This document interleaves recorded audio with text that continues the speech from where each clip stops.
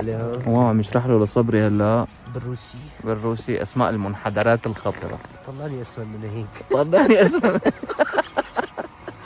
يعني انت عم تطلع على الكاميرا مو انا حاطط الشنطاية ما يعني ما لأنه معدل ظهري. ما معدل بمواصفاتك يا انا اخي. حاطط الشنطاية. على فكرة همام مش سمين، همام كتير نحيف، بس انا عم طلعه سمين بالكاميرا. ترو.